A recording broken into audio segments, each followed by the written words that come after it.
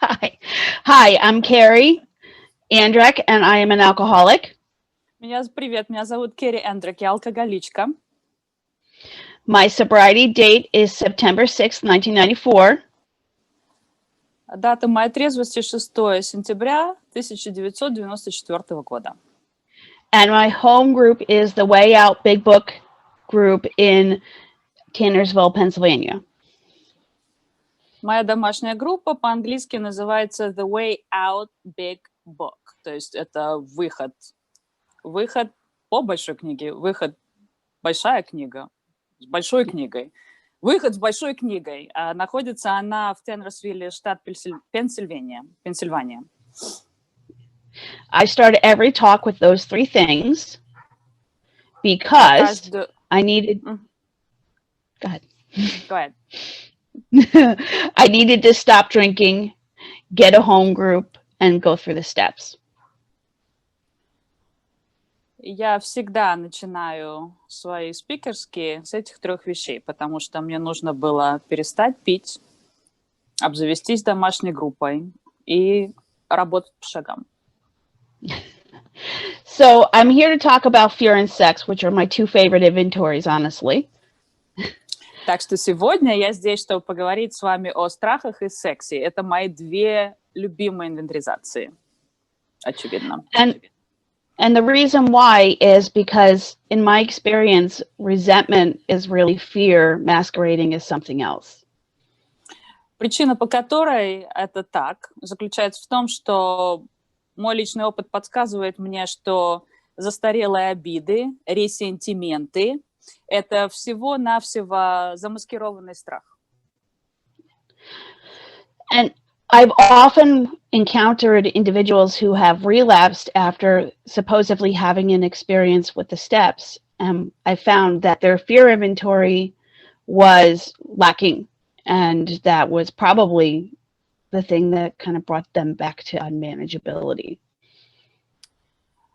Мне часто приходилось наблюдать, как некоторые люди, которые вроде бы и работу по шагам делали, все равно уходили в срыв. И я пришла к выводу, что в основном причина была в том, что у них было что-то недоделано именно с инвентаризацией страхов. So doing a thorough fear inventory is extraordinarily important for one to maintain emotional sobriety, in my experience. Так что инвентаризация страхов очень важна именно для поддержания эмоциональной трезвости. Это, опять же, мой опыт.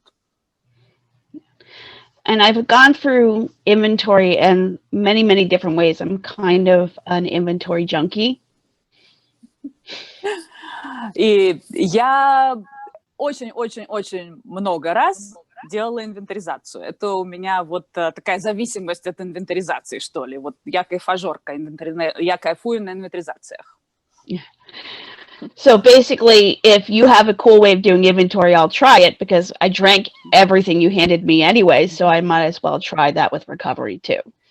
Так что если у вас есть какой-то офигенный способ делать инвентаризации, я обязательно хочу попробовать. В конце концов, я перепробовала абсолютно все, что мне предлагалось в себя влить. Я попробую все.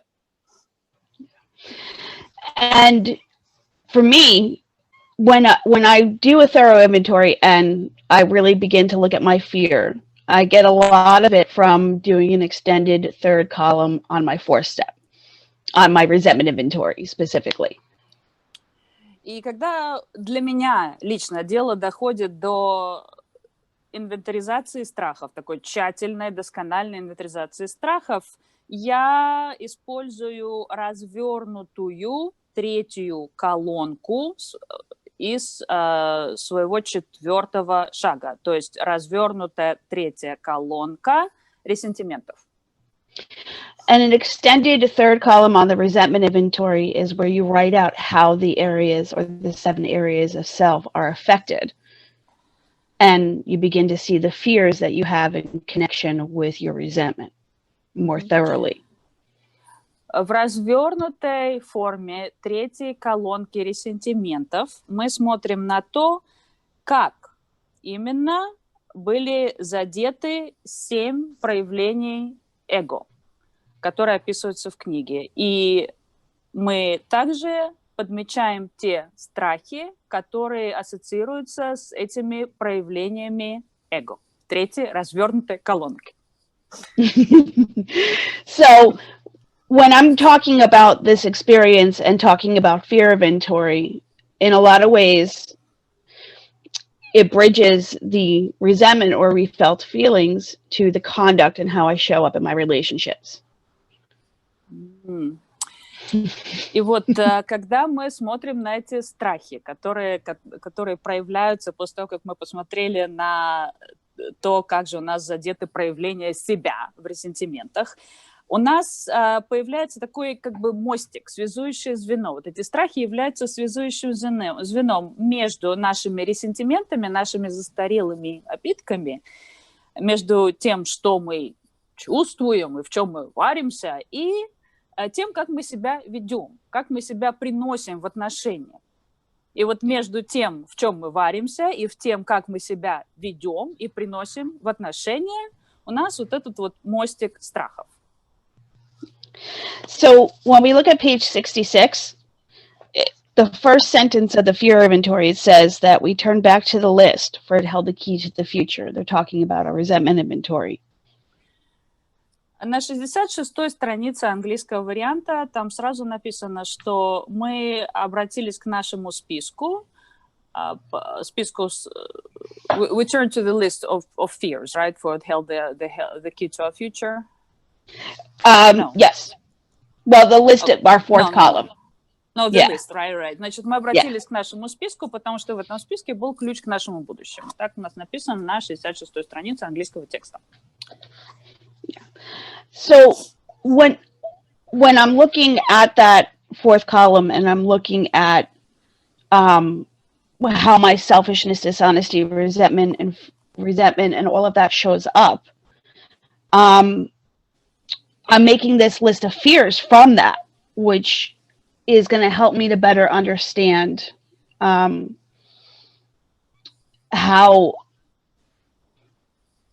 my spiritual unmanageability manifests. Значит, после того, как я внимательно рассматриваю свою 4-ю колонку, я смотрю, где я веду себя эгоистично, нечестно, где у меня проявляются мои ресентименты, я также указываю страхи, которые ассоциируются с этими проявлениями.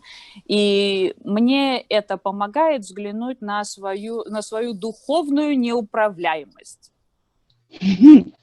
So, we talk about it on page 67.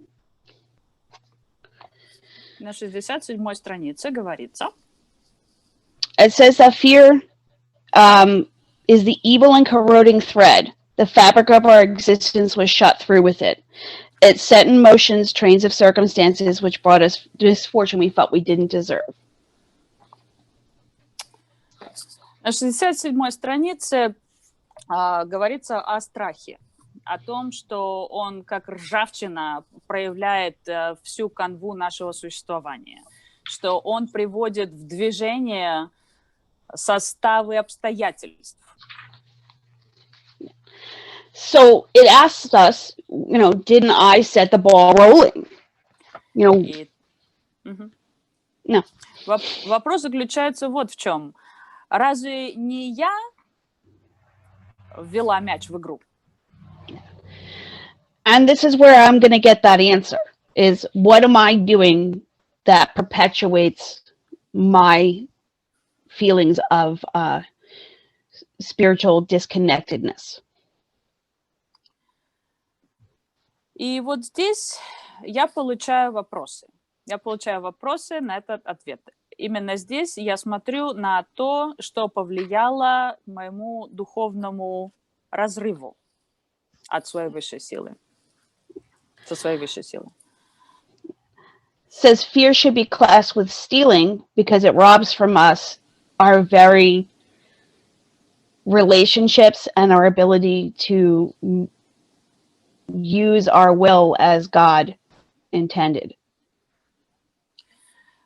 В книге говорится о том, что страхи должны быть классифицированы так же, как и воровство, потому что они действительно отнимают у нас способность иметь отношения, они отнимают у нас способность использовать свою волю в соответствии с волей Бога и еще другие вещи. So when we look at this list of fears that we got from writing resentment inventory and really looking at my emotional life, I'll have...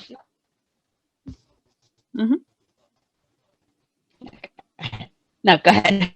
Okay. И вот когда мы рассматриваем эти страхи, которые мы прописали после того, как мы написали инвентаризацию обидок, смотрим на состояние на эмоциональное состояние жизни. It asked me this big question. It's like, you know, how did self-reliance fail me? И вот я смотрю на эмоциональную составляющую жизни, и книга спрашивает такой достаточно большой вопрос. И как же моя самодостаточность меня подвела? And that's a question that I probably hadn't answered up until that point because I had always looked at it like other people had failed me, not my self-reliance. И как же положение на собственные силы меня подвело? Это, наверное, первый раз, когда я задаю себе этот вопрос, потому что обычно я считаю, что меня подвели другие люди, а не я сама. Это они причина моих бед. So it brings me to this bigger point, which is that I'm the engine of my own discontent. Так что в конце концов я прихожу к заключению, что я являюсь производителем своего собственного недовольства и своих собственных неудач. And that was a difficult pill to swallow because even though I had acknowledged that I had some role to play in my unhappiness, I didn't want to accept that it truly came from the way that I saw the world, not what the world was doing. Эту информацию мне было очень тяжело принять и переварить, потому что, несмотря на то, что я признала свою частичную вину в том, что со мной случилось, мне было очень сложно переварить тот факт, что основная причина моих бед кроется не в том, как устроен этот мир, а в том, как я вижу этот мир. I found that my fears were connected. Я обнаружила, что мои страхи взаимосвязаны. So when I had one fear, say fear of resentment or abandonment, так что, когда, допустим, у меня выявился один страх, я не знаю, страх осуждения или страх того, что меня бросят, меня покинут, it would bring up all these other fears that were around it, like not being lovable or good enough. Этот страх помогал мне выявить все остальные страхи, которые каким-то образом были с ним связаны. Допустим, мой страх того, что я не заслуживаю любви, что я недостаточно хороша, что что-то со мной не так. Which is why very small things would have such a big emotional impact on me. Так что поэтому даже маленькие вещи могли так меня выбить из равновесия эмоционально. And why I would care whether somebody I didn't even like or know judged me. И вот именно поэтому я частенько крутила и перекручивала себе эту идею, что кто-то, какой-то человек, которого я даже не совсем хорошо знаю, и, может быть, даже он мне и не нравится, но, тем не менее, этот человек, я думала, меня по какой-то причине не любит. И меня это по какой-то причине беспокоило. Because it wasn't about that person, but about how I saw myself.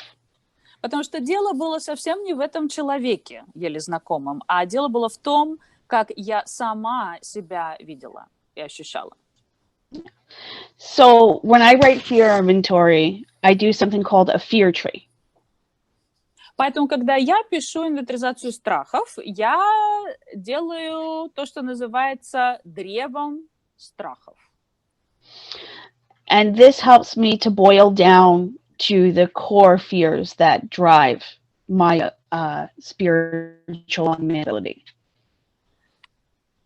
И это позволяет мне выявить, как бы выпарить основной страх, от которого растут ноги у всех остальных, или ветви у всех остальных страхов.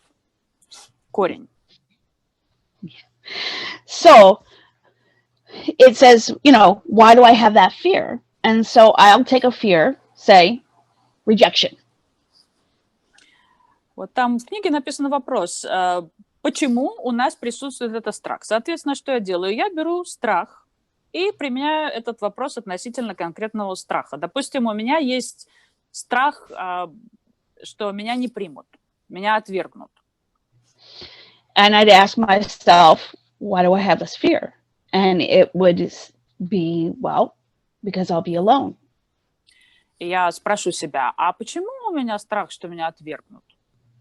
И ответ будет следующий, потому что я боюсь одиночества.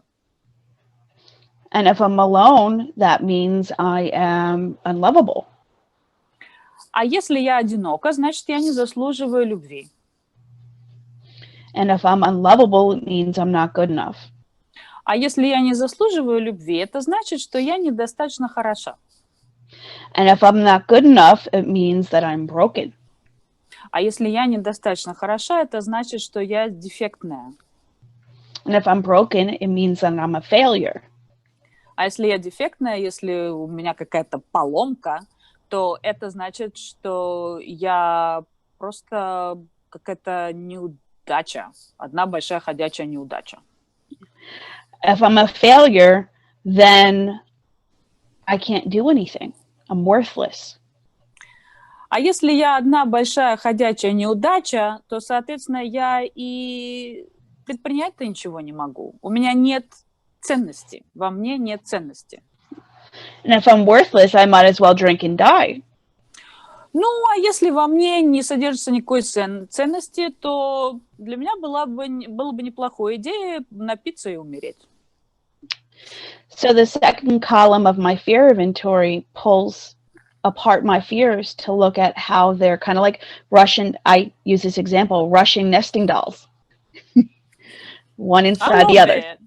I love it. Thank you. Так что вот так вот мы разбираем по молекулам наши страхи, разбираем, смотрим, из чего они состоят. Я, конечно, сейчас буду использовать такую русскую аналогию.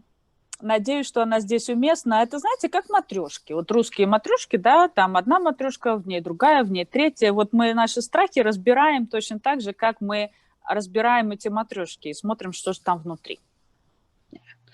I actually have a set of Russian nesting dolls in my office to explain that to my clients. Между прочим, Very cool. Между прочим, в моем офисе живут вот эти матрешки. У меня есть такой комплект матрешек, и я их использую, когда пытаюсь объяснить вот эту концепцию своим клиентам, потому что я по профессии терапевт. И вот я использую эти матрешки как наглядные пособия, что ли. So when I pull these apart and I see the different pieces and the different fears that are connected to one another. Так что, когда я разбираю вот эти матрешки и смотрю, из чего же там состоят страхи, какие у них компоненты и как они связаны друг с другом, I ask myself this important question, which is, how did self-reliance fail me?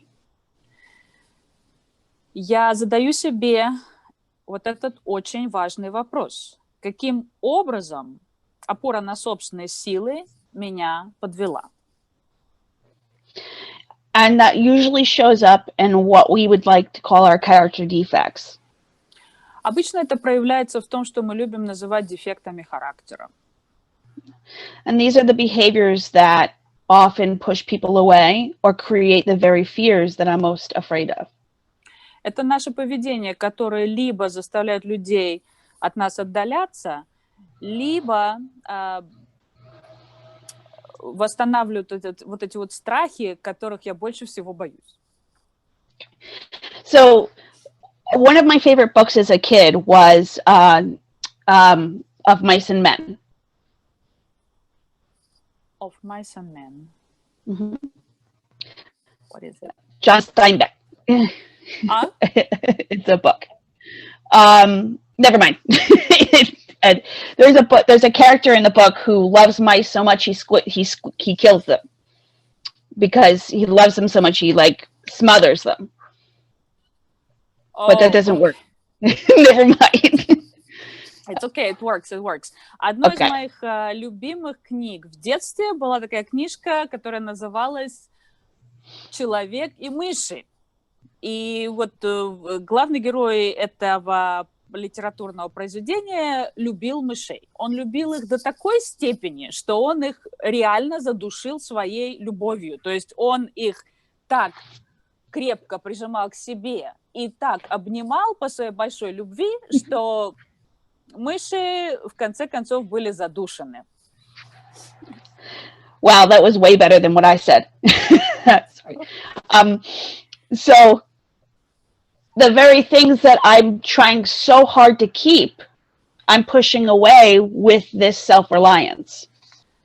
Так что если провести параллель, все то, что я пытаюсь так судорожно удержать при себе, все то, что для меня важно и дорого, я в конечном итоге просто отталкиваю таким поведением. So I'll see the same things in this column, which is how did self-reliance fail me, that I'll see in the fourth column of my resentment inventory. Так что то, что у меня здесь написано, все те случаи, когда самодостаточность, опора на собственные силы меня подводила, у меня также описаны в 4-й колонке моей инвентаризации ресентиментов. So if I used my example of rejection, так что если я продолжу использовать мой пример с отторжением, с неприятием, and I looked at how self-reliance failed me, и я посмотрела на то, как самодостаточность меня подвела в данном случае,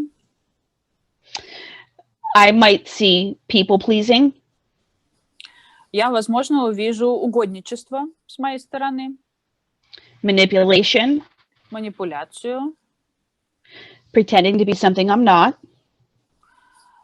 мои попытки притвориться, что я являюсь кем-то, кем я на самом деле не являюсь, притворство, pushing people away so that I don't get hurt, отталкивание людей, потому что, не дай бог, они причинят мне боль, controlling others, попытки контролировать других, playing God, попытки примерить на себя роль Бога, using human powers to avoid my emotions, использование человеческих сил для того, чтобы не прочувствовать свои эмоции, чтобы их отрицать. Like shopping, food, or men. Допустим, какие-то компульсивные покупки, да, шопинг, компульсивный шопинг, или мальчики, или еда. Seeking validation. Поиск одобрения. Trying to be perfect. Попытки быть идеальной. Placing unrealistic expectations on myself and others. Выдвигание каких-то вообще требований, которые не имеют ничего общего с реальностью, требований и ожиданий в отношении других и себя. taking care of people to feel powerful, проявление заботы по отношению к людям для того, чтобы ощутить себя более могущественной, and using other people to give me a sense of self. а также использование других людей для того, чтобы обрести ощущение себя. The selfishness is that I make all of my relationships about my worth. Эгоизм здесь заключается в том, что в основе всех отношений, которые я строю, каким-то образом задействовано мое ощущение собственной значимости или ценности. And then I look for my mistaken thinking. What is the belief that I'm telling myself that makes this fear true? И дальше я ищу ошибки в ходе моих мыслей. Допустим, какие у меня были ложные представления применительно к определенной ситуации, которые помогли страху реализоваться. There's always a lie that I tell myself to feed my fear. Я всегда себе вру.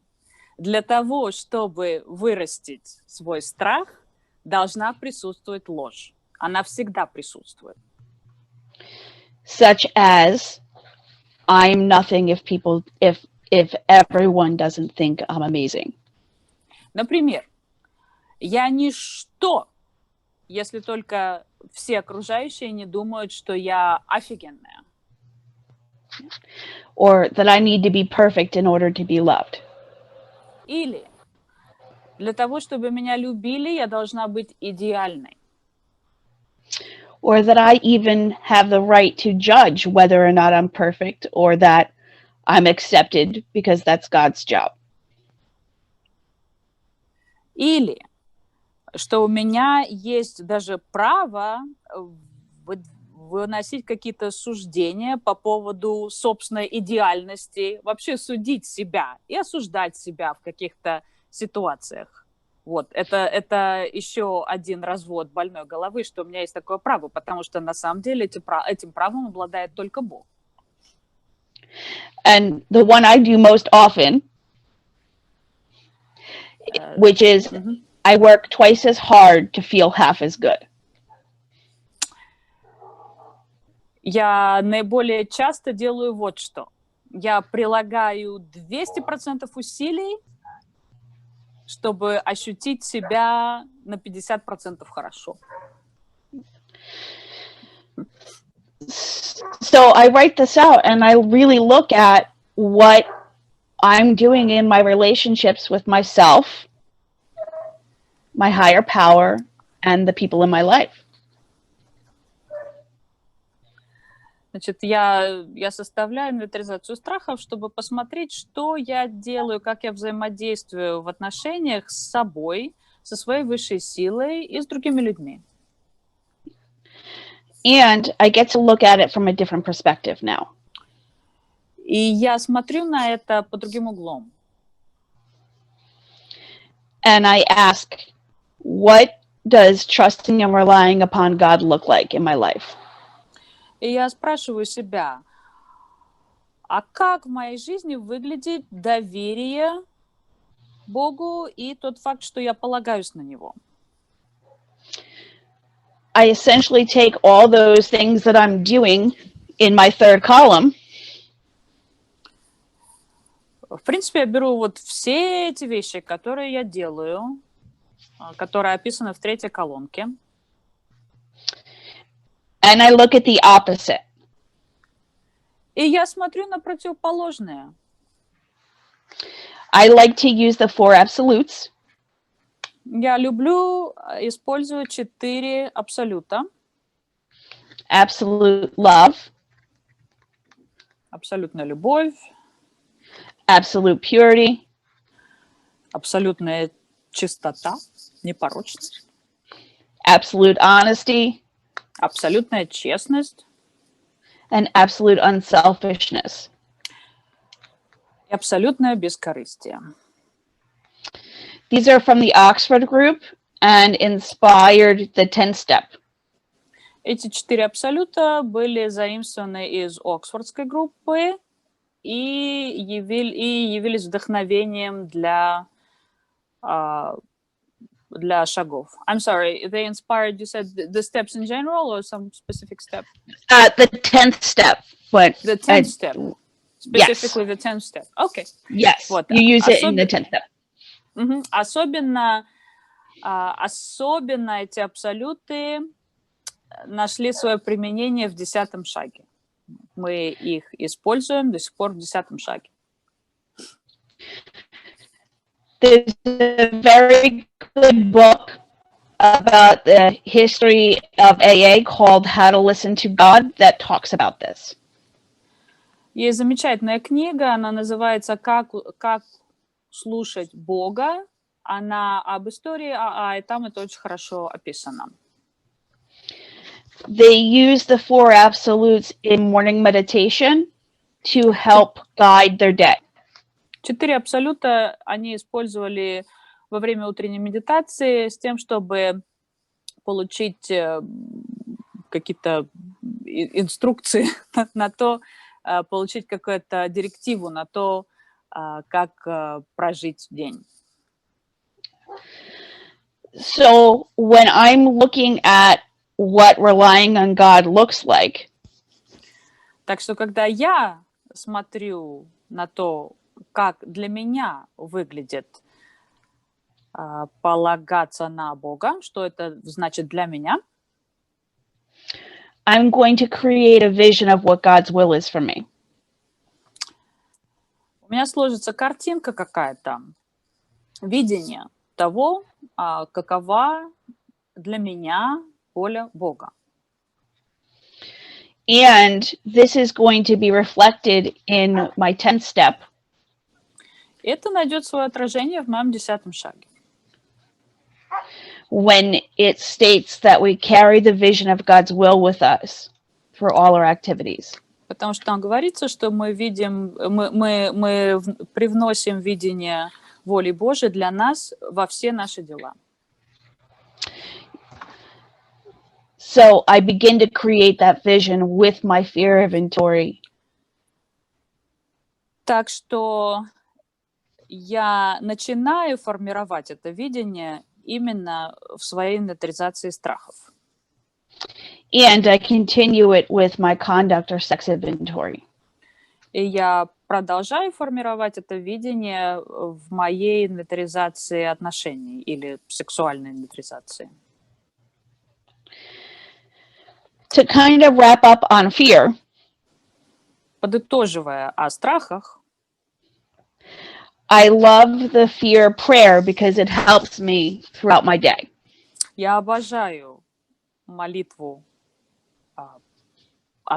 не то чтобы молитву о страхах, а, наверное, молитву от страхов, потому что она очень помогает мне в течение дня. When I'm practicing my 10th step, когда я продолжаю практиковать мой 10-й шаг, and I'm watching for selfishness, dishonesty, resentment, and fear, и я наблюдаю за проявлениями эгоизма, нечестности, злобы, обидки или страха, I use my fear prayer я использую молитву от страха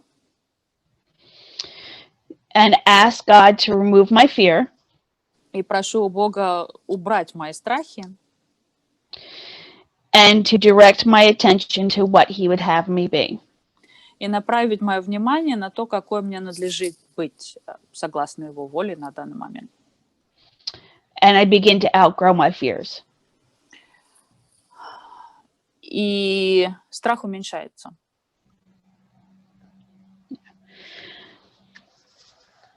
This is a step that we do when we're writing, but we're also carrying it through our daily life. Этот шаг делается, естественно, в письменном виде, но, тем не менее, мы проносим его, мы его продолжаем применять в нашей повседневной жизни. just like I use the resentment prayer when I am resentful. Точно так же, как я использую молитву от ресентиментов, когда они у меня появляются. I use the fear prayer when I'm fearful. They tend to go together. Я использую молитву от страхов, когда у меня появляются страхи. Это работает параллельно, в связке. And I carry that vision of God's will for me that I created in What's a Better Way. И я продолжаю нести это видение Божьей воли для меня, которое у меня начало формироваться, когда я начала задаваться вопросом, какова воля Божья. And that helps me to know how to show up in my relationships in my life. И это помогает мне правильно себя привести в отношения, которые у меня существуют в моей жизни. So spiritual unmanageability can be destructive. Так что духовная неуправляемость может быть разрушительной и губительной. When the person that I am and the person I want to be are really far apart. Когда между тем человеком, каким я являюсь, и тем человеком, каким я хочу быть, огромное расстояние, между ними пропасть. By inventorying and walking through my fears, в ходе инвентаризации и выявления моих страхов I begin to bring those two pieces closer together. Я начинаю сближать эти две составляющие, этих двух людей. And I begin to live a more authentic life. И я начинаю жить более аутентичную жизнь. So this brings me to my sex relationships or my conduct in my relationships. Теперь мы перейдем к моим сексуальным отношениям, или правильнее сказать, к моим отношениям, вообще, к моему поведению в отношениях. This tends to be a place where most of us experience a lot of vulnerability. Это место для многих из нас очень некомфортное. Мы себя чувствуем очень незащищенными в этом месте. Ранимыми. And I don't know about you, but I'm not good at being vulnerable. Я не знаю о вас, но у меня не очень хорошо получается быть незащищенной. So this is where my bad behavior often shows up. И вот именно в этом месте мои плохие поведения часто приходят мне на помощь. Because the more vulnerable I feel, the more likely I am to do something stupid. Потому что чем больше я чувствую себя уязвимой, тем больше вероятность того, что я сделаю что-то глупое. So I really need to have a firm understanding of my fears and how they affect my behaviors before I really look at my conduct. Так что прежде чем взглянуть на то, как я себя веду, у меня должно быть очень хорошее такое базовое понимание своих страхов и то, как они влияют на поведение. Того, как они влияют на поведение. Bill was incredibly tolerant when it came to looking at sex behavior. Билл проявлял невероятную терпимость и толерантность, когда он говорил о взгляде на чье-то сексуальное поведение. Probably because he spent a lot of time cheating on his wife. Возможно, потому что он уделил достаточное количество времени изменам своей жене. I definitely believe in the saying, those in glass houses should not throw stones. Я считаю, что вот эта поговорочка о том, что те, кто живут в стеклянном доме, не должны бросать камни. Да, или, подождите, какой же русский эквивалент? Наверное, чья бы корова мычала, твоя бы молчала. Наверное, так. Понимаете, о чем речь, да? Okay, I was trying to find the Russian equivalent. Those who glass houses. Yeah. But so Bill kind of puts two different ideas about human sexuality together in this inventory. Так что Билл предлагает нам здесь два разных взгляда на человеческую сексуальность. The Freudians, последователи Фрейда, who think everything's about id or sex energy, которые убеждены, что вообще все связано с сексуальной энергией, с сексом. and the Puritans, и пуритане, who think it's only for procreation. которые убеждены, что вот это только для продолжения рода. And Americans are very stupid about sex. Американцы очень глупо относятся к сексу. We'll watch people get blown up and tortured on TV, but you can't see any boobs. По телевизору нам могут показать, как люди взрываются или их подвергают пыткам, но сиськи вам никто не покажет. So Bill's saying that we're not going to judge that piece at all. Так что Билл сказал, мы вообще не будем никого осуждать, что касается секса. I have a joke. У меня есть шуточка. That says there's two types of fifth steps. Шутка звучит так. Существует два типа пятых шагов. One where people bugger animals and one when they don't. Bugger? Yeah, bugger. Oh, no. Is that what I think? Yes. Okay. Just checking. Значит, два типа пятых шагов. Значит, в одной категории пятых шагов вы услышите, как люди дрючат животных, и в другой категории пятых шагов вы не услышите, как люди дрючат животных. So, I told you they'd laugh. So, if you've been around AA long enough, you've heard it all.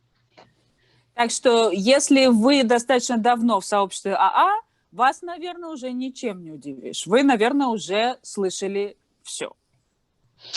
And everybody thinks that they are the deep, dark, bad one, and that they're going to tell you that thing that's going to make you really shocked, and it's just like everything else.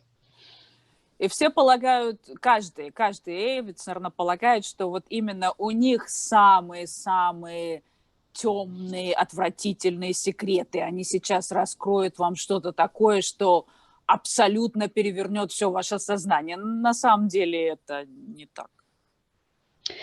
I think that's the alcoholic ego that says that if I'm not the best, then I have to be the best at being the worst. Я думаю, что это просто наше раздутое эго алкоголиков, которое говорит нам, что если уж я нигде не могу быть лучшим, то, возможно, мне повезет быть лучшим из худших. Yeah.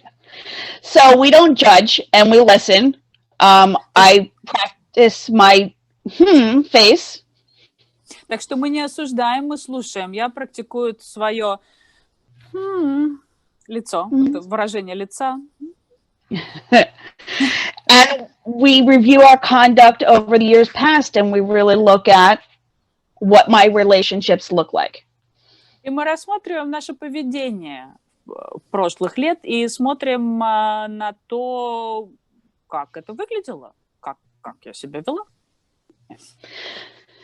And for me, my favorite song was I Want You to Want Me by Cheap Trick. У меня была такая любимая песня группы Cheap Trick. I want you to want me. Я хочу тебя, подождите. I want you to want me. Я хочу, чтобы ты хотел меня. So that showed up in my inventory as somebody who sought validation a lot. Так что в моей инвентаризации это проявилось таким образом, что я очень часто искала одобрение. So I didn't just include people that I had a sexual relationship with. И я не ограничилась только теми людьми, у которых со мной были какие-то сексуальные взаимоотношения. I included individuals that I flirted with or had emotional affairs. Я также туда включила тех людей, с которыми я флиртовала, или у меня с ними были какие-то эмоциональные связи. Yeah. That made the list a lot longer than I liked. И у меня получился списочек, который был значительно длиннее того списка, который я бы предпочла иметь. Yeah. Besides, I got sober at 18 and I married my husband at 21. И при том, что я протрезвела в 18 лет, а вышла замуж за своего мужа в 21 год. So I had to look at my relationships in a different way. Так что я должна была взглянуть на свои взаимоотношения под другим углом. And this allowed me to look around my conduct. И это позволило мне поменять точку обзора, вообще посмотреть на свое поведение в более широком смысле. And not just literally who I've had sex with. Не просто только на отношения с теми, с кем у меня был секс. So I used the Bill Clinton rule. Так что я использовала правило Билла Клинтона. If you've done the same thing with a partner that Monica Lewinsky did with Bill, they belong on the inventory. Если вы сделали что-то со своим партнером, что походило на те действия, которые Моника Левински совершила с Биллом Клинтоном, эти люди заслужили свое место в вашей инвентаризации. I know that seems kind of arbitrary, but it helps us to really look at the patterns of our relationships. Я понимаю, что это может выглядеть... Я понимаю, что это может... Я понимаю, что это может быть спорно, но это позволяет нам посмотреть на поведение во взаимоотношениях. So we end up with this list of people that we have impacted through our choices and our interactions. Так что мы составили список тех людей, которые подверглись нашим действиям в результате тех выборов, которые мы сделали. And I throw in there anybody that I didn't have sex with, but I didn't resent, but I probably screwed over in some way. Я также туда включила тех людей, с которыми, может, у меня и не было секса. Может быть, у меня и злобы, и обидки-то на них не было, но каким-то образом в определенный момент я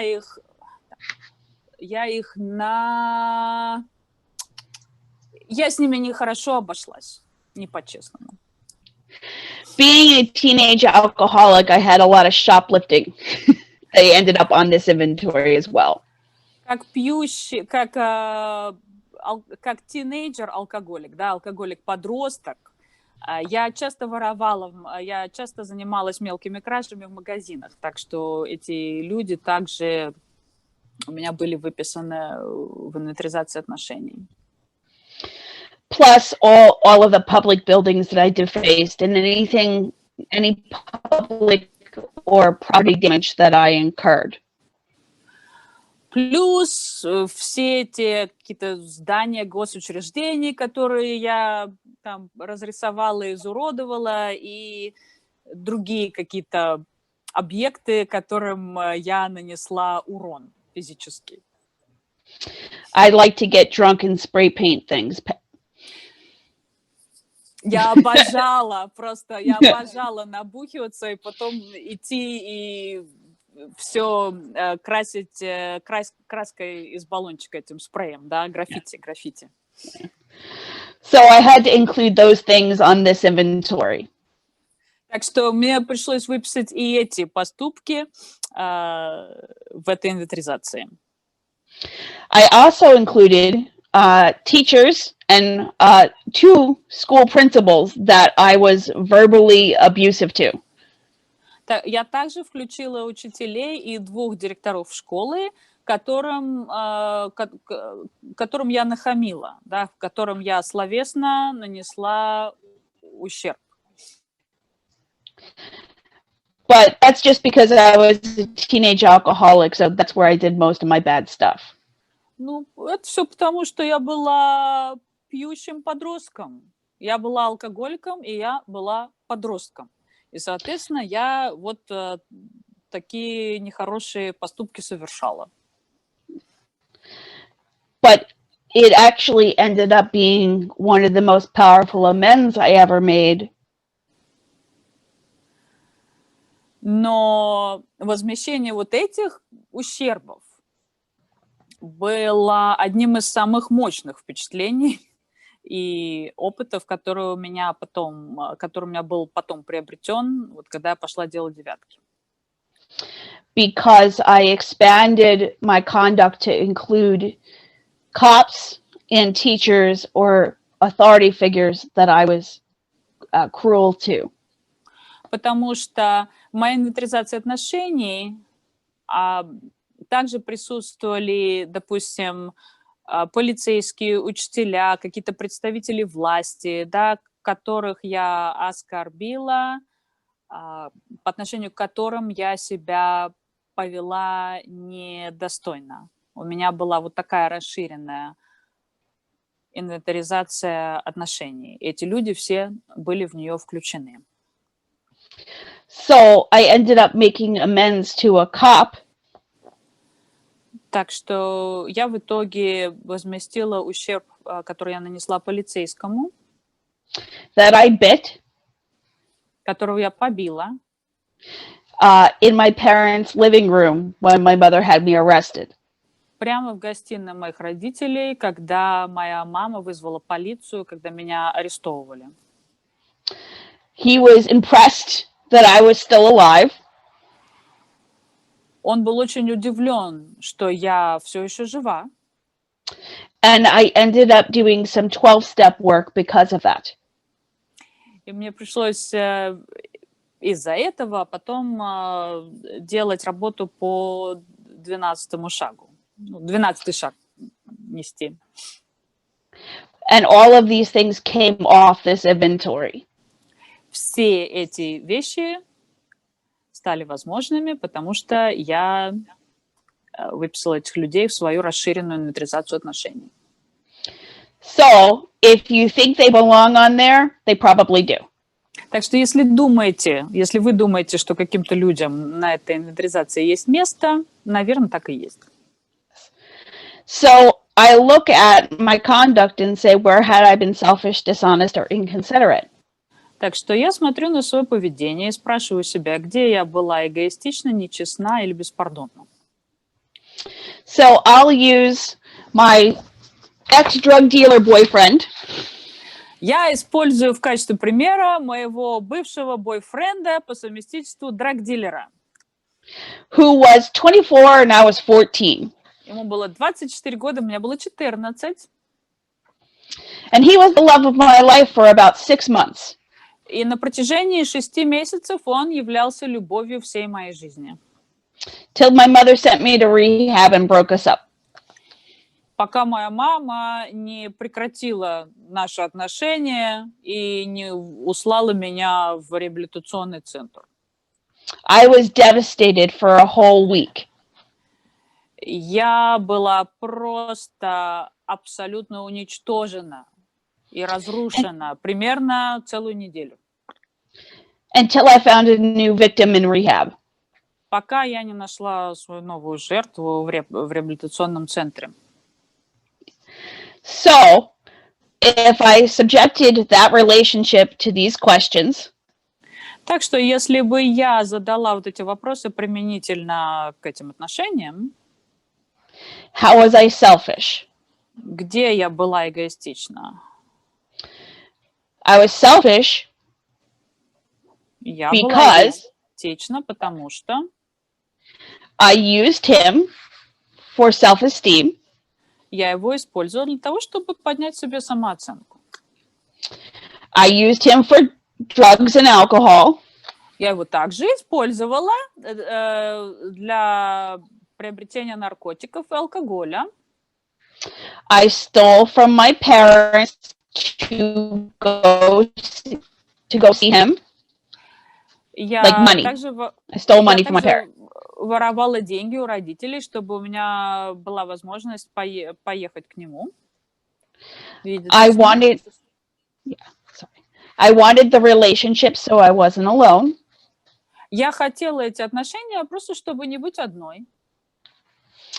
He was a gang member. Он был членом банды. I liked the fact that he was powerful and scary. Мне нравилось, что он такой сильный и страшный. And I used him so that I could feel important. Я его использовала для того, чтобы придать себе чувство собственной значимости. Because where I grew up in New Jersey, Потому что я выросла в Нью-Джерси.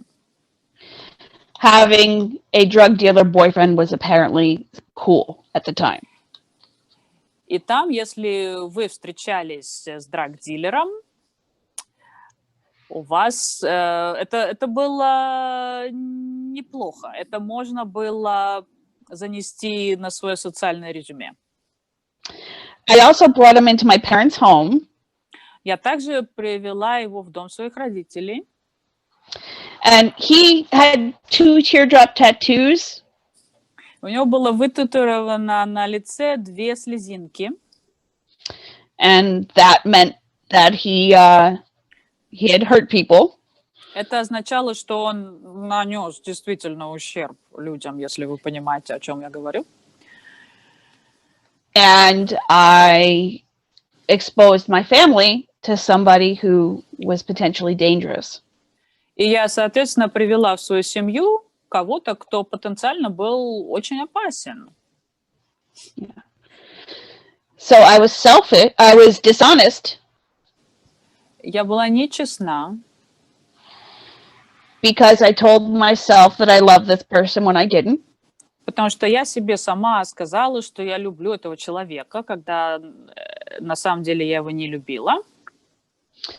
Because you can't use somebody and love them. Потому что ты не можешь одновременно и использовать кого-то, и любить его. I definitely used this individual to hurt my parents. А я определенно использовала этого человека, в том числе для того, чтобы причинить боль своим родителям.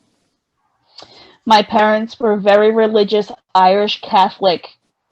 Мои родители очень религиозные ирландцы-католики. And it horrified my mother for me to be with somebody like him. И, конечно, моя мама пришла в ужас, когда она увидела, с кем я встречаюсь. So I manipulated others. Так что я манипулировала другими. Used both him and my parents. Использовала и его, и своих родителей. Stole from my parents, stole from him. Воровала у родителей, воровала у него. Played God. Примеряла на себя роль Бога, пыталась быть Богом. And lied to every single person in that little triangle. И врала абсолютно всем задействованным лицам в этой истории. And I cheated on him with other people. И я еще изменяла ему с другими людьми. So my inconsiderateness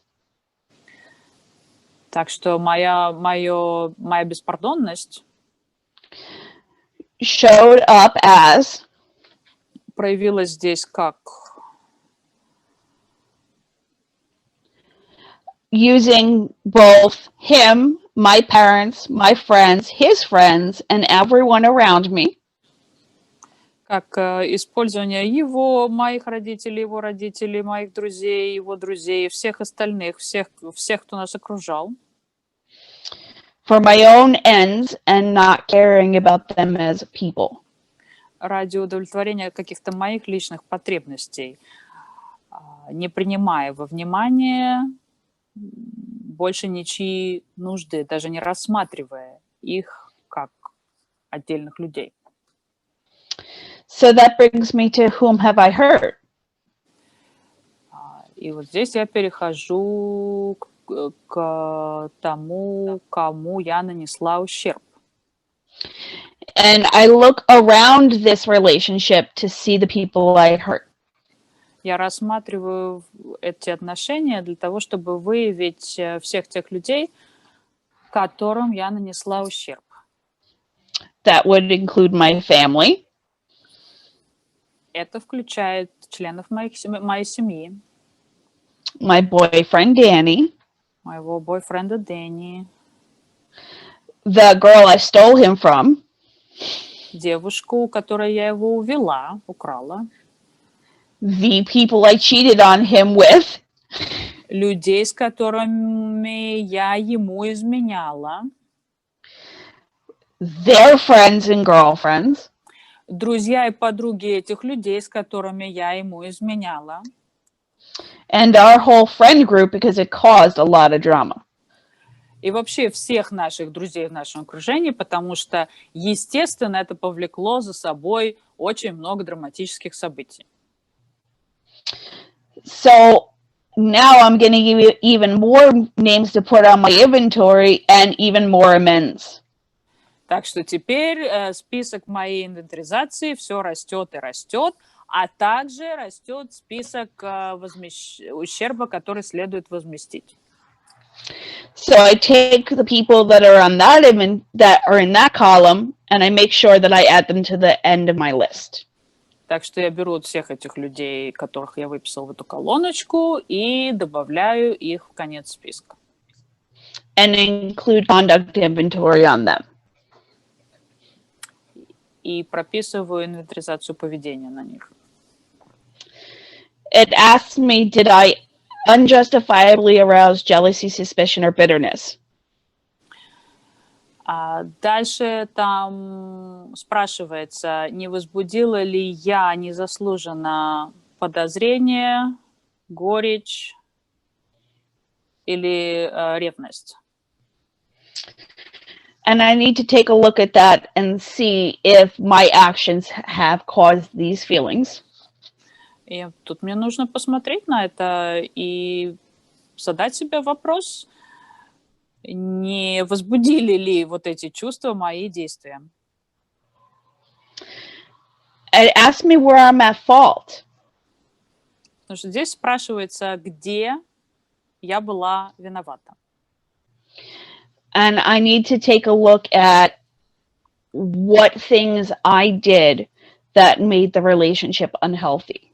И мне нужно посмотреть на то, что я сделала, в результате чего эти взаимоотношения стали нездоровыми.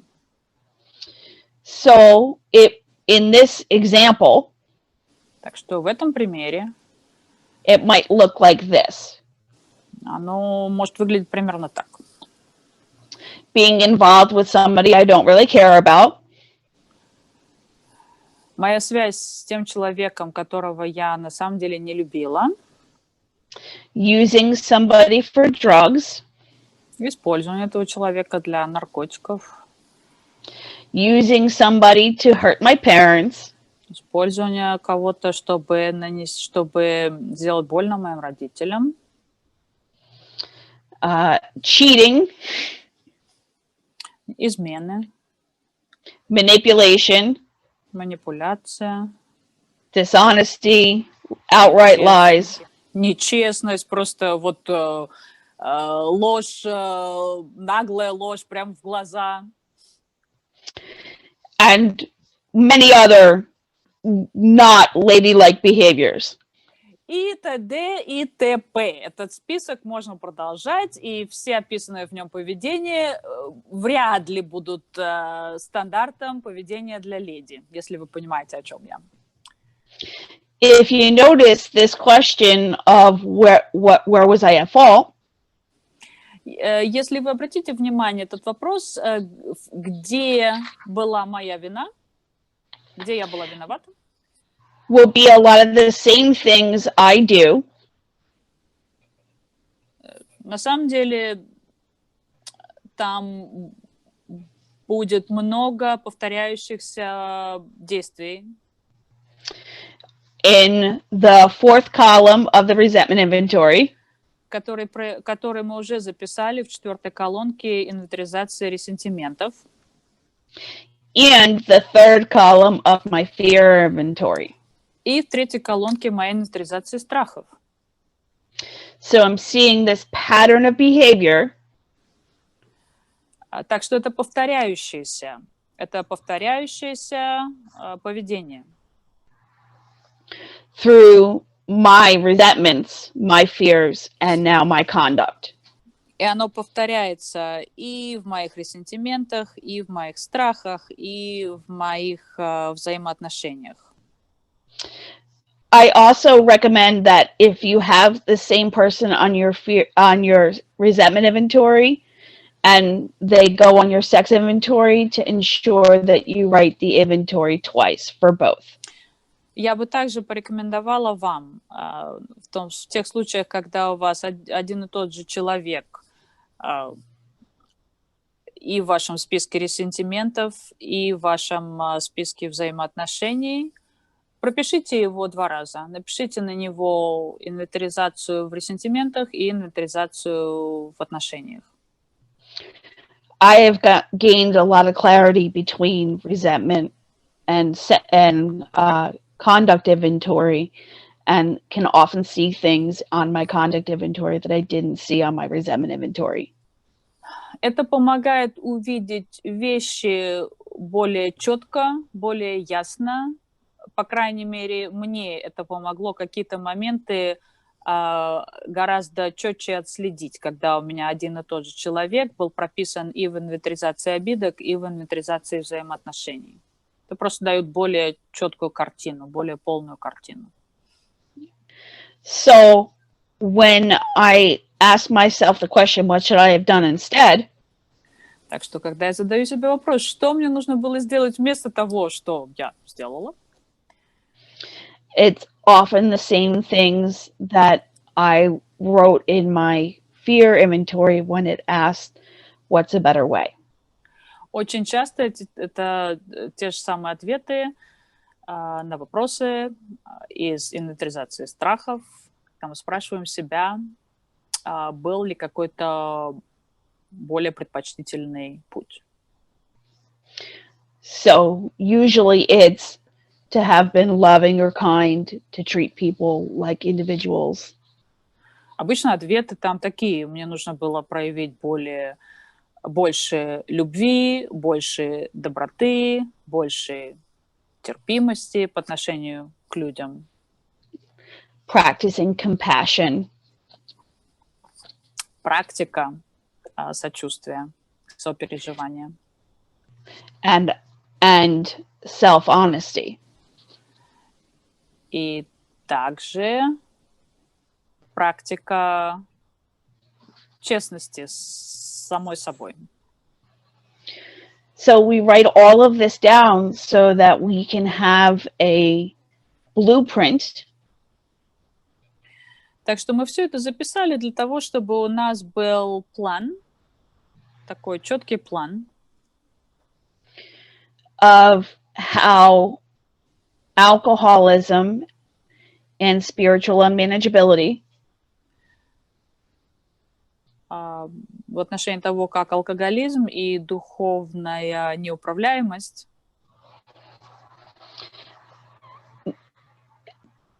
destroys my relationships,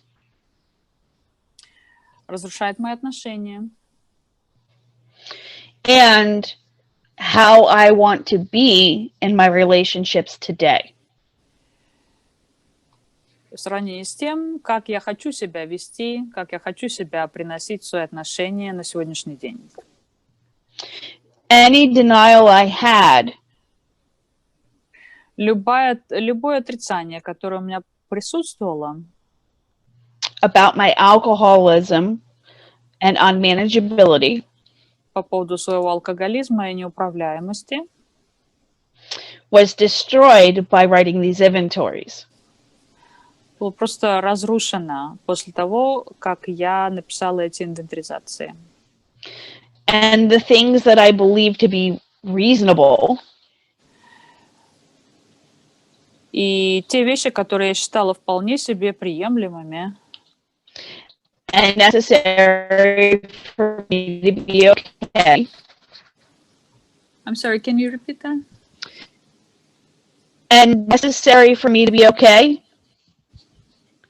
Ага, значит, те вещи, которые я считала в себе вполне приемлемыми и даже необходимыми для меня, чтобы я чувствовала себя нормально, Were really the things that were killing me, на самом деле меня убивали. such as resentment, fear, selfishness, delusion, self-pity. Такие вещи, как ресентимент, вот эта застарелая обидка, страх, саможалость, иллюзии. И, да, страх, саможалость, иллюзии. Okay, selfishness, resentment, fear, self-pity, delusion. Self-pity, delusion. Yep. Yeah. They ultimately cut me off from the sunlight of the spirit. Потому что в конечном итоге они отгородили меня от сияния духа. And made a drink look like a good idea. И сделали алкогольный напиток очень привлекательным для меня. Объяснили мне, что это неплохая идея. So by writing all of this out, I got a good look at how Kerri shows up when Kerri is running the show. Так что у меня была возможность хорошо посмотреть на то, как Керри себя приносит в отношении, в ситуации, когда Керри пытается быть сама себе режиссером. И вот это хорошее представление у меня сформировалось после того, как я закончила работу по инвентаризациям. So I take all of this information Так что я беру всю эту информацию and I develop a sane, sound relationship ideal. и начинаю формировать здоровый, реалистичный идеал взаимоотношений. This enables me Это позволяет мне to begin to be the person that God intends me to be. начать проявлять себя как тот человек, каким я и была задумана Богом. So I create a relationship ideal. Так что я создаю... Ага. No, go ahead. Да, так что я создаю идеал взаимоотношений. By taking it into meditation. Ага. I create a sex ideal by taking it into meditation and asking God to shape my ideals in regards to my relationships. Посредством медитации, то есть я вот это вот желание создать идеал взаимоотношений беру в свою медитацию и прошу Бога поспособствовать мне. Yeah. It talks about being willing to grow towards that ideal. В книге говорится о проявлении готовности расти расти в достижении этого идеала. It's interesting that Bill suggests that we treat sex like any other problem. Я нахожу интересным то, что Билл предлагает работать над проблемой, связанной с сексуальными отношениями, точно так же, как мы подходим к любой другой проблеме. He tells us to take it into meditation.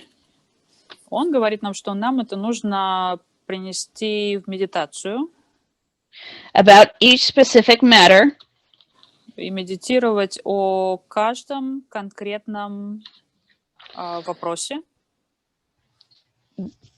And the answers will come if we're patient. И ответы придут, если мы проявим терпение. He tells us that if we make a mistake, and we're gonna, Он предупреждает нас о том, что если мы совершим ошибки по пути, а мы совершим ошибки, we're not always gonna drink.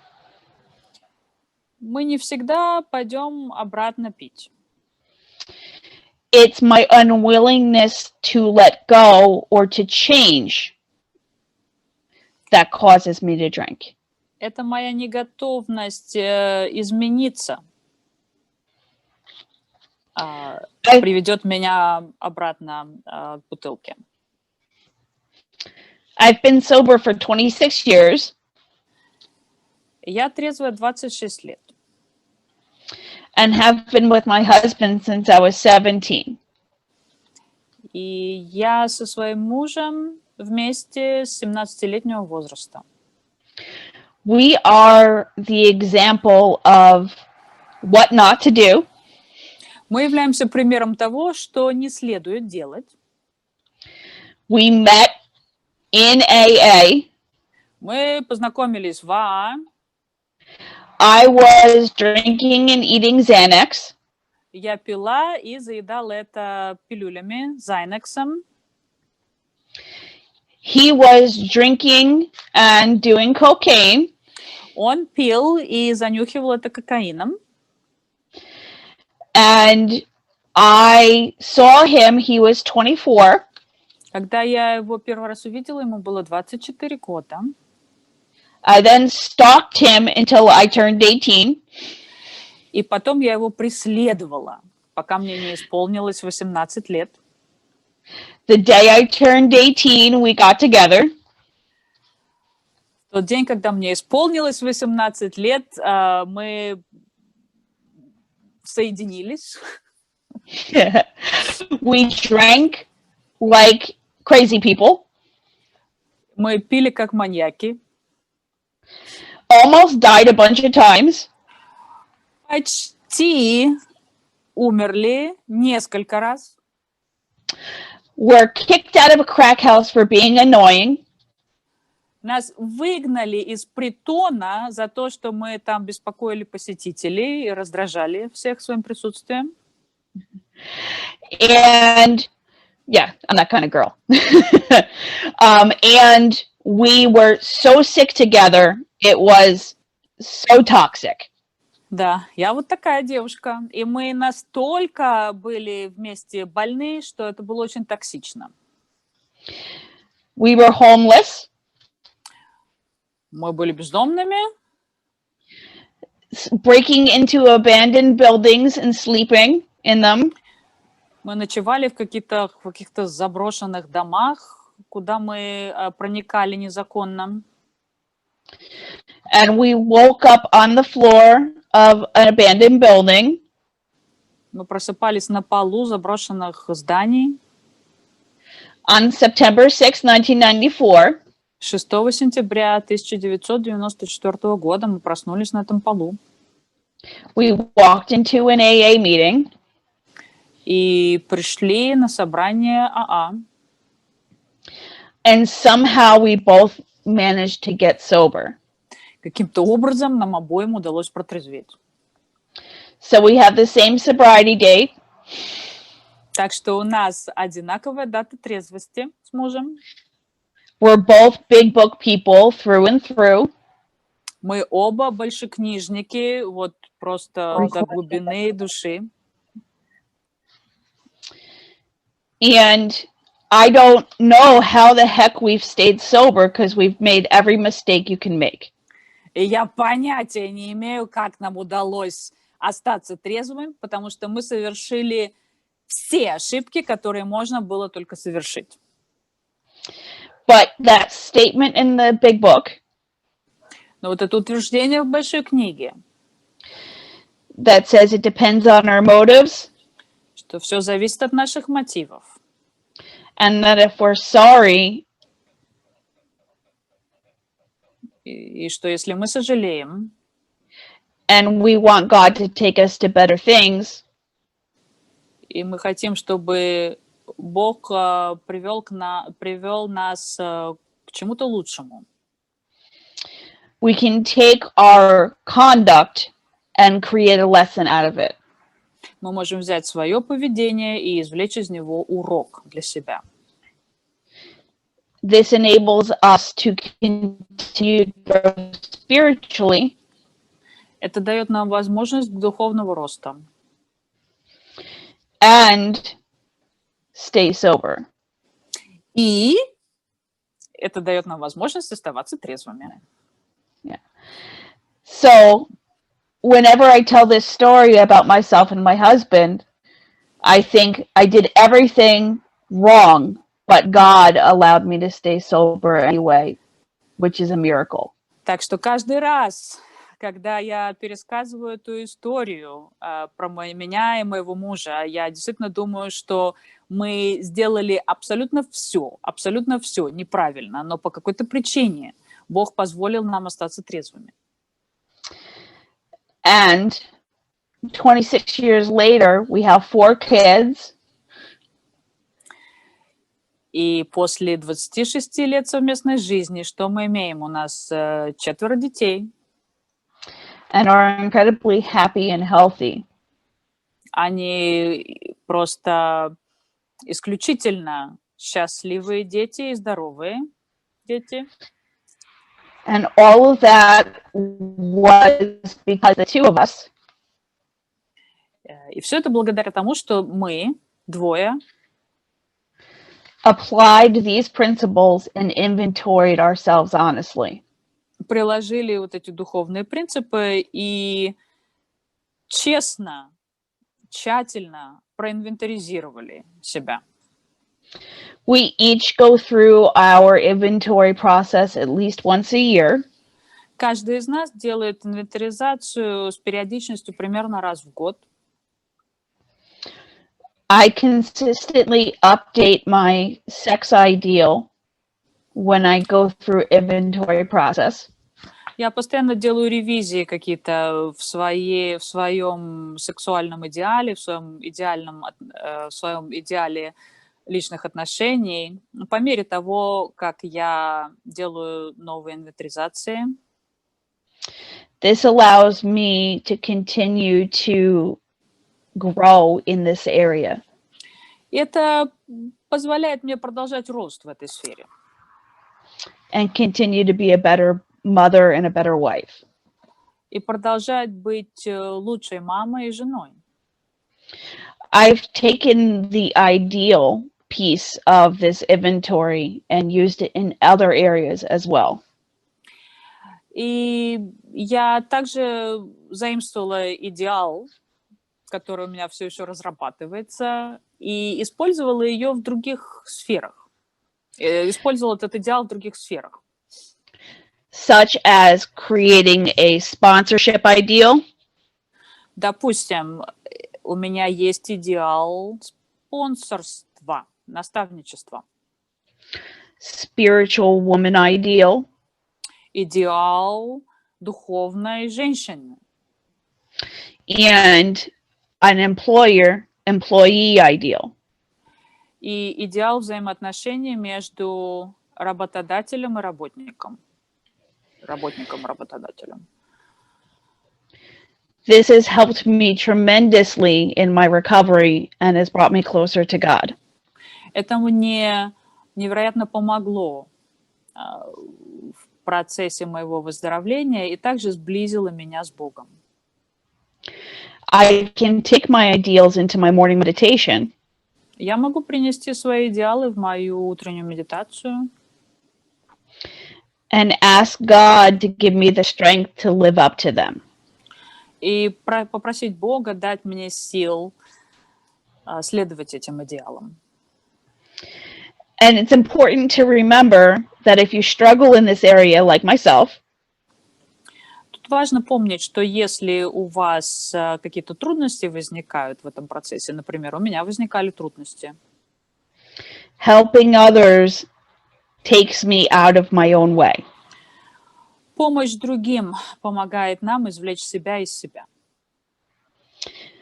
So when I'm full of fear or when I am struggling in a relationship, Так что, когда во мне полно страхов или когда у меня возникают сложности во взаимоотношениях, often reaching out to a newcomer and sitting and talking with them очень часто после того, как я иду, сажусь, разговариваю с новичками, gives me the emotional and mental space from that issue. у меня появляется эмоциональный и психологический, у меня появляется какое-то эмоциональное и психологическое пространство между собой и проблемой. And often allows the voice of God to come through. И посредством этого я могу услышать голос Бога, который пробивается, да, потому что я создала вот это пространство. When I sit down and read the big book with a newcomer, когда я сажусь читать большую книгу с новичком, there are these big book gnomes. Knowns, N-O-N-E, known. Yeah. В большой книге есть некоторые существительные, that put new stuff in the book.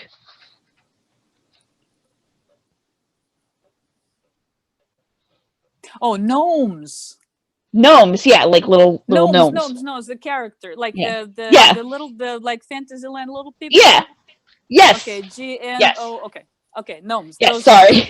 Да, извините, несуществительные гномы. Там есть какие-то такие волшебные гномы, которые постоянно вписывают какой-то новый контент в большую книгу, не поверите. Вот когда я сажусь и читаю большую книгу с новичками, там постоянно вот эти гномы вписывают что-то новое. And all of a sudden I see something I never saw before. И вдруг я там вижу что-то, чего я раньше там не видела. Ну, не было там этого раньше. And somehow it's directly related to whatever unmanageability is in my life. И каким-то образом это непосредственно завязано на какую-то неуправляемость, которая наблюдается на данный момент в моей жизни. It's crazy. They write this whole book about me. Это же просто не укладывается в голове. Ну как они написали целую книжку про меня? And somebody must have told them about the things I do because it's all right here. И, наверное, кто-то выложил им все мои секреты, потому что они описаны прямо здесь. So, when I step out of my own way and help other people, the answers come to me. Так что, когда я выношу себя из себя и иду помогать другим людям, ответы приходят. Besides, if I'm helping somebody else, I'm less likely to do stupid shit. А к тому же, когда я помогаю другим, вероятность того, что я спорю какую-то херню, уменьшается. Like flirting with my boss or something crazy. Ну, там, не знаю, допустим, ну, какую херню? Ну, там, пофлиртовать с моим боссом. Что-то в этом роде. I'm just kidding. Kind of. Шучу. Ну, не шучу. Yeah. So, after we've written down all of this stuff, we've analyzed our resentments, and we looked at the unmanageability in our lives, we're going to have to ask ourselves this question. Так что после того, как мы все это написали, проанализировали наши резентименты, посмотрели на неуправляемость нашей жизни, нам нужно задать себе некоторые вопросы. Do I really believe that they're fruitless and fatal? Я действительно уверена в том, что они бесперспективные и бесплодные. And do I believe that life run on self-will is destructive to me? Да, бесплодные и убийственные, fatal. И действительно ли я верю в то, что жизнь построена на своей воле и может быть успешной? What's really cool is that you'll get 4-step promises. You can see them on page 70. И обещания пятого шага очень классно изложены на 70-й странице английского текста. It says that we will begin to learn tolerance. Тут написано, что мы начнем познавать терпимость, patience and goodwill towards men, терпение и... okay, hold on. Sorry, it's the last paragraph.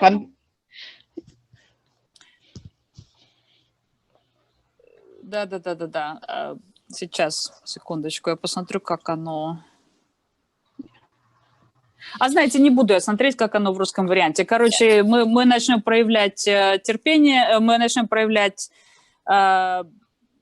терпимость по отношению к другим людям.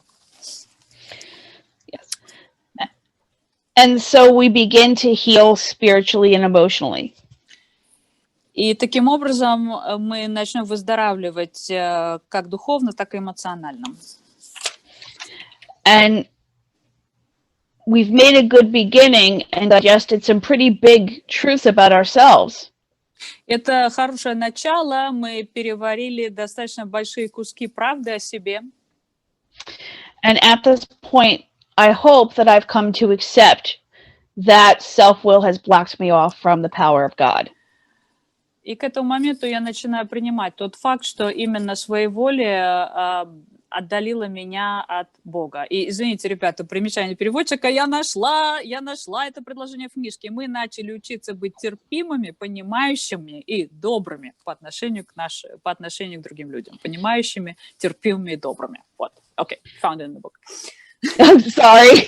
I forgot to send you that one paragraph. No, I had a brain fart there. I have them all the time.